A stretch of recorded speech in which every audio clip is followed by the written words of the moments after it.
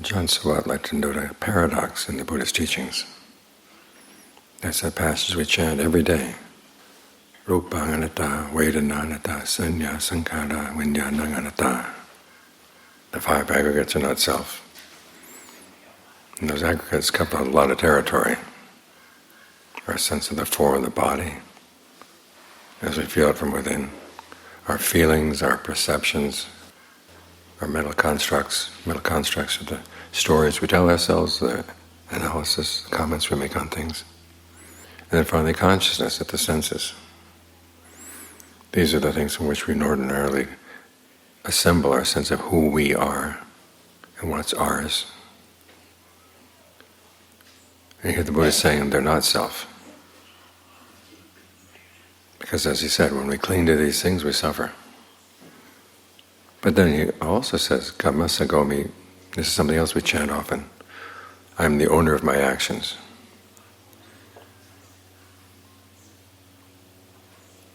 And the way of resolving this paradox is to know the fact that there's a lot of the aggregates that are a result of past karma, you can't change them. But there are some things you're doing in the present moment, and you can have an impact on those. You can change them if you see that you're doing something wrong. That's where we have to focus our attention. But first we have to understand, what does it mean to hold on to something, to cling to something? Because we also chant Rupadanakanto, Vepupadanakanto. We're suffering because of our clinging to those five aggregates. As a psychologist once said, your strongest sense of self is when you feel you've been wronged. You've been treated unfairly. And you can talk and talk and talk to yourself about that, get yourself worked up. And you end up doing a lot of unskillful things as a result. That's what you have to watch out for.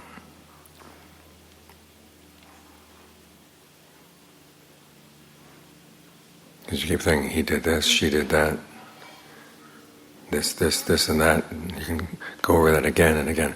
The fact that you go over those stories again and again, that's clinging. The best way is to note, okay, that happened, and you can just let it go. Because if you have the idea that you want to get back at that person, you want to see justice done, you have to remember, you don't know the beginning of the story. All we see is the part that's in this lifetime.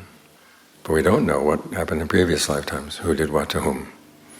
There's a story in the commentary about a major wife who doesn't have any children. And there's a minor wife to the king who does have a son. And the major wife realizes that the minor wife is not going to get in a position of power because her son is going to be the next king. And so before that can happen, she kills the son. Well, the two of them are dying and they're reborn. They're reborn as a fox and a chicken.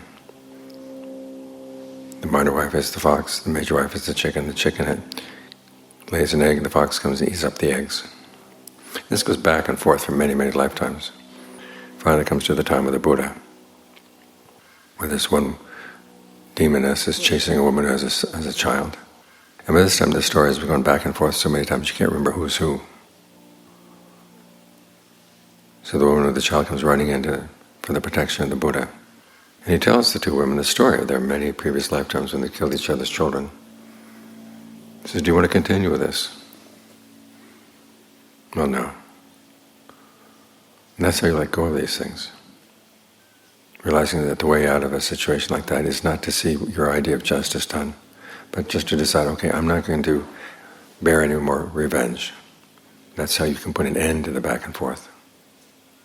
As the Buddha said, our animosities are not ended through more animosity, they're ended through non-animosity. Someone once dismissed this as just being a tautology. It's something too simple to even think about. But what the Buddha said is true. What's been done up to now, and your story is about what's been done up to now. Those are the things the Buddha says you're clinging to. And in clinging, you don't just hold on to something, you keep on producing them again and again and again, holding on again and again. Because remember the meaning of the word clinging, it also means to feed. You're producing food for yourself, but it's bad food. And yet you eat more and more and more, and you get worse and worse. The best thing to tell yourself is, okay, I can stop producing this, I can stop thinking in these terms. The other person may have some ideas of revenge, based on his or her own ideas of what's happened. But you make sure that you don't have any of that. And that's how your animosity is ended. The word in Pali, vera, is hard to translate into English. Because on the one hand, it's the sense that you want to get revenge on somebody for some wrong they've done to you. But if you have vera, it means that there is somebody who, not only that you have thoughts about that concerning somebody else, but somebody else has thoughts like that concerning you. It's like you're both tying each other down. You're holding on to the grudge and it's weighing you down. And the way out is not to try to figure out who did the most wrong so we can have the final punishment. The way out is to say, okay, I'm just going to stop thinking thoughts of revenge. And that's how these things are ended. Through the karma that you do have control over. You don't have control over the stories of the past, but you don't have to keep on telling them. There's a similar passage where Sariputta is talking about how to make sure that you don't get angry at other people's words. Just tell yourself that an unpleasant sound has made contact at the ear, and when that contact ends, the whole issue should end. We ordinarily don't think in terms like that. Someone says something really nasty to us, or does something really bad, and we take it and we feed on it. We draw it into the mind where it reverberates again and again and again. And that's the suffering. And we feed on our suffering. That's what's so ironic in the way the Buddha sees suffering, that things that we feed on, the things that we like, the things we hold on to, those are the things that are causing us to suffer. And the way of holding on, of course, is that we keep repeating them again and again. We don't have to repeat them. We can just stop and look into the part of the mind that wants to repeat them. That's how you let go. Try to see, what's the allure of these things? And there is a very strange kind of allure to feelings of being wronged. You're the victim. You're the one who is owed something.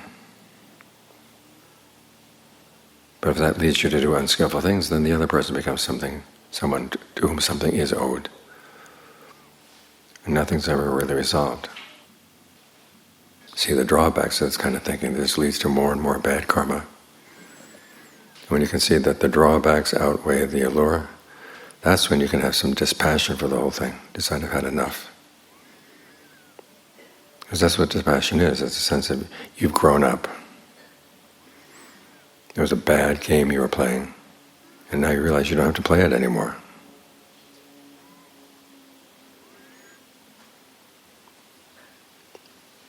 It's because of this that the Buddha taught that story of the prince that we read for this week.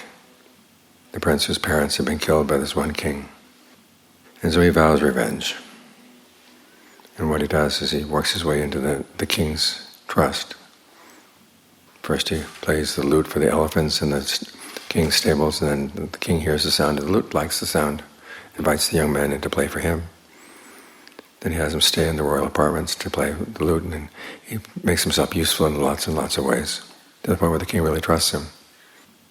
The young man finally has the king in a spot where he could kill him, but he remembers his father's words. Animosity is not ended through animosity, it's ended through non-animosity. So he decides not to kill the king. And in the end, the two pledge that they will not harm each other ever again. The Buddha told this story to a group of monks who had gotten into a battle over something really minor. We don't know exactly what it was. The commentary says it's basically monks on one side forgot to flush the toilet, monks on the other side took offense. They went back and forth, back and forth, back and forth, to the point where they weren't talking to each other. They were ready to split the Sangha. The Buddha is pointing out, even if in the case of the prince, even someone who's killed his parents, he's able to forgive him. Because realizing that, one, his father had asked him to forgive the king before he passed away. Realizing that he would just weigh himself down, and who knows how many more people would die. So rather than looking for justice, he looked for peace. He looked for what was wise. This is called wisdom over justice. When you can think in those terms, it's a lot easier to forgive other people for their wrongs. At the very least, not retaliate, not look for ways of getting back at other people. As you hold a grudge, as it is when you're holding anything, your hands get sweaty, they get tired. It's a lot easier to let go. And that's your first really big lesson in anatta, the lesson in not-self. Letting go of your sense of the rights you have to get back at somebody. As I said, the desire to get back at somebody for the wrongs they've done you, that's where your sense of self is really the strongest. And it shows that you really are making yourself suffer. If you let that go, then you find it a lot easier to let go of a lot of the other things that you've been holding on to. So take this lesson to heart. All those stories of he did this or she did that, the more you repeat them, the more you're going to suffer. You think you're doing it to justify what you want to do, and that the more you repeat it, the more just your cause will seem. But it's just making you heavier and heavier. If you want to lighten the mind, you just drop all that, because it's gone, it's done. You have the opportunity to start a bright future. A bright future where people are not abusing one another. And it starts by you're not abusing other people.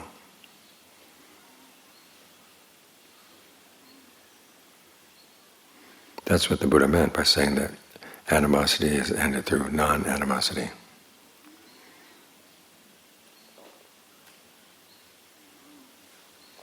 And it's an important principle. It gives you real insight into the Buddha's teachings and how to stop suffering. Insight into how you are causing your suffering and how you can let it go. The Buddha used the image of a fire. In those days they believed that when the fire property was provoked, it would latch onto a piece of fuel. And as long as it was holding onto the piece of fuel, it would burn. But it was also trapped in the fuel because it was holding on. When it let go of the fuel, then it was freed. The same way your mind is trapped by the things you hold on to. It's when you let go that you can be free.